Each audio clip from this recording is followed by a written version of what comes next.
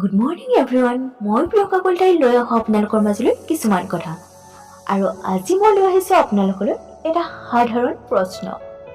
মানুহ এজনৰ ভুল হ'লে ট্ৰল কৰা উচিত নে? আহক, আমি মানুহ হয়, ভগৱান নহয়। এই কথাষাৰ কোনোবা মুহূৰ্ত পাহৰি যাওঁ নেকি?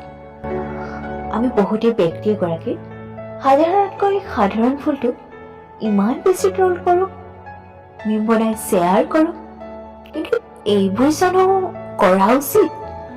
মানুহ হয় আমি। কথা এটা কওঁতে বা কিবা এটা কৰোঁতে ভুল আপোনাৰো হ'ব পাৰে।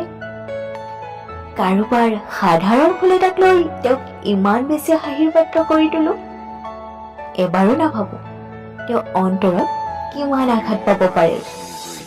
আৰু কেতিয়াবা তেওঁ ইমান বেছি ডিপ্ৰেশ্যনত ভোগে, নিজৰ শেষ কৰি দিয়াৰ কথাও ভাবে। গতিকে আনৰ জীৱনৰ লগত খেলা বন্ধ কৰকচোন।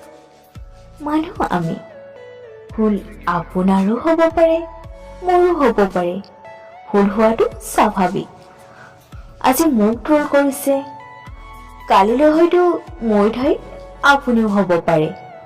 চ' কাৰোবাক ট্ৰল কৰা, মিম বনাই শ্বেয়াৰ কৰা, এইবোৰৰ পৰা দূৰত থাককচোন। শ্বেয়াৰ কৰিবলৈ ইমান ধুনীয়া ধুনীয়া বস্তুবোৰ আছেইচোন।